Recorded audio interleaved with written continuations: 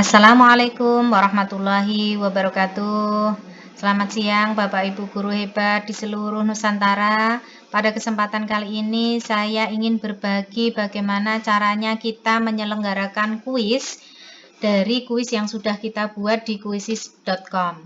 Langkah yang pertama, Bapak Ibu, kita login dulu ke akun kuis kita ya, kita klik login, kemudian muncul seperti ini, continue with Google. Jadi kita masuk melalui Google seperti kemarin, kemudian klik akun yang Bapak Ibu gunakan untuk mendaftar kuisis kemarin, kita klik akunnya. Kemudian setelah itu akan muncul seperti ini, kita cari kuis yang mau kita mainkan, kita klik di kuisku. Nah, akan muncul seperti ini.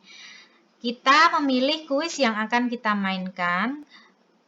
Misalkan saya memilih kuis yang serba asik. Nah, saya klik yang serba asik.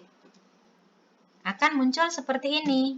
Jadi, ada yang mulai kuis langsung, ada yang berikan pekerjaan rumah.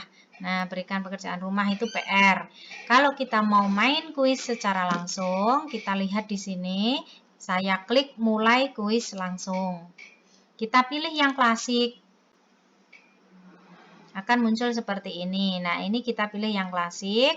Klasik itu peserta menjawab dengan kecepatan mereka sendiri, berkompetisi secara individu dan bersenang-senang di sepanjang jalan. Jadi istilahnya kita anak-anak kita yang mau kita kasih gamenya itu merasa senang dengan game yang kita berikan gitu ya, karena ada kecepatan di sini. Kemudian tetapkan kelas. Tetapkan kelas itu jika Bapak Ibu belum memiliki kelas tidak usah diisi. Akan tetapi ketika Bapak Ibu sudah memiliki kelas, kita bisa klik pilih. Kemudian kalau ini punya saya sudah mempunyai 6 kelas di Google Classroom. Nah, di sini kita bisa memainkan untuk semua kelas. Kita bisa juga memainkan untuk salah satu kelas saja. Misalkan seperti ini, saya hanya milih 12 MIPA 1. Bisa juga hanya siswa tertentu yang kita pilih dari kelas itu. Kalau terintegrasi dengan Google Classroom. Nah, kalau di sini Bapak Ibu belum memiliki kelas di Google Classroom, tidak usah diisi untuk kelasnya, nanti kita bagikan kode gamenya saja ke anak-anak kita. Nah, selanjutnya untuk pengaturan lanjutan yang pertama upaya peserta. Nah, di sini berapa kali peserta dapat mengikuti kuis ini? Kita kasih batasan. Kalau itu hanya sebuah latihan, kita bisa kasihkan tak terbatas. Tapi ketika dia ulangan biasanya saya kasih 1 kesempatan saja. Atau untuk menghindari hal-hal yang tidak diinginkan, kita kasih kesempatan 2 juga tidak masalah. Tetapi saya seringnya kalau untuk ulangan, saya kasih 1. Kemudian nama factory. Nama factory itu adalah nama-nama cantik yang diberikan oleh quizzes. Nah, kalau ulangan di sini saya tidak aktifkan nama factory. Kalau untuk latihan ya tidak masalah kita aktifkan. Kemudian pengaturan selanjutnya yaitu tunjukkan jawaban selama aktivitas. Nah, tunjukkan kepada peserta jawaban yang benar setelah setiap pertanyaan. Nah, ini kalau untuk latihan asik-asik saja. Jadi anak akan tahu, oh jawaban saya salah. Oh jawaban saya benar. Akan tetapi ketika ulangan, alangkah baiknya tunjukkan jawaban selama aktivitas ini dimatikan. Tetapi kalau untuk latihan ataupun nanti modenya adalah mode PR, maka kita bisa pilih yang mati. Bisa pilih yang hanya validasi. Kemudian untuk pengaturan selanjutnya yaitu tunjukkan jawaban setelah aktivitas. Izinkan peserta untuk meninjau pertanyaan dan jawaban di akhir. Artinya apa? Anak akan melihat ketika ini dimatikan, maka anak tidak bisa melihat soal maupun jawaban di akhir pekerjaan dia. Akan tetapi ketika kita pilih yang hanya pertanyaan, nanti di jawaban akhir siswa muncul semua soal, tetapi kunci jawabannya tidak dimunculkan. Tetapi ketika kita pilih yang aktif, itu nanti semua soal akan muncul di akhir setelah anak itu selesai mengerjakan dan kuncinya juga tertera. Kalau untuk soal ulangan, lebih baiknya kita pilih yang mati. Kemudian Untuk pengaturan selanjutnya yaitu power up itu mendapatkan poin bonus dan kemampuan menyenangkan jika tunjukkan jawaban setelah aktivitasnya ini tadi tidak disetting mati. Ketika disetting mati, maka pengaturan aktivitas lanjutan poin 1, 2, 3 ini tidak akan aktif. Tetapi ketika ini saya aktifkan, maka semua yang ada pengaturan di bawah ini semuanya aktif. Nah, seandainya ini saya matikan, saya matikan, ada beberapa fitur yang tidak aktif. Nah, dari sini kita lanjutkan untuk waktu. Waktu itu peserta melihat hitungan mundur dan mendapatkan poin ekstra untuk setiap pertanyaannya. Kita lihat cara kerjanya. Ya. Timer mati atau tanpa timer, setiap jawaban yang benar mendapatkan 1000 poin, berapapun waktu yang dibutuhkan. Nah, poinnya sama, ketika benar mendapat 1000 poin, ketika salah berarti ya 0. Kemudian, timer bawaan itu menghitung waktu mundur yang terlihat. Siswa mendapatkan 600 poin untuk jawaban yang benar dan hingga 400 lebih berdasarkan kecepatan. Tetapi jawaban dapat dikirimkan bahkan setelah waktu yang disarankan terlampaui. Kemudian timer test itu sama dengan default timer atau timer bawaan. Akan tetapi ketika waktu habis selalu jawaban yang salah dan pertanyaan waktu habis selalu mendapatkan 0 poin untuk yang timer test. Monggo, ini Bapak Ibu mau pilih yang mana? Kalau saya seringnya yang timer default. Nah, ini hanya untuk game saja. Kalau masalah nilai atau ketepatan tidak berpengaruh di waktu. Kemudian pertanyaan diacak. Nah, ini kalau Bapak Ibu menghendaki pertanyaan tidak diacak, ini tinggal dinonaktifkan. Akan tetapi ketika Bapak Ibu menghendaki pertanyaannya diacak, tinggal diaktifkan. Pilihan jawaban diacak, ini aktif. Kalau pilihan jawabannya mungkin Bapak Ibu tidak menghendaki untuk diacak, ini dinonaktifkan. Nah, itu.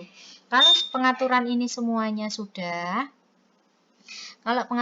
pengaturan semuanya ini sudah, kita klik lanjutkan. Ya, kita klik lanjutkan. Akan muncul seperti ini. Nah, ini adalah kode yang harus Bapak Ibu berikan kepada siswa ketika tadi Bapak Ibu belum memilih kuis, ya. Ketika tadi Bapak Ibu belum memilih kelas, ya, memilih kelas. Nah, ini kita menunggu anak yang bergabung terlebih dahulu ke kuis yang sudah kita buat. Nah, misalkan ini ada anak yang bergabung, ada satu peserta, nanti barulah kita bisa klik mulai. Nah, ini sudah ada satu siswa yang bergabung, kita klik mulai.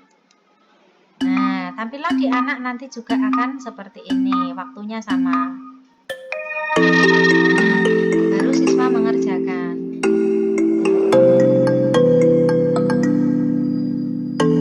Ya.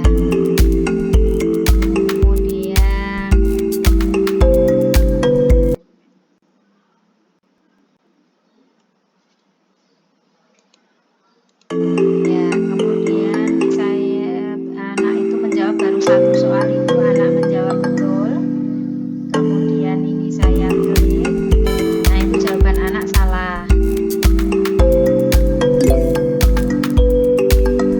Ya, kemudian ini saya jawab dulu. Iya, anak menjawab dari 4 soal ada satu soal yang dia menjawabnya salah. Nah, setelah semua siswa itu mengerjakan, maka laporan pekerjaan itu akan muncul seperti ini. Nah, kemudian setelah ini selesai, kita klik keluar. Ya, kita klik keluar. Akan tetapi, kuis itu tadi belum kita akhiri. Ya, kuis itu tadi belum kita akhiri. Untuk mengakhiri kuis, kita lihat di hasil. Nah, di hasil,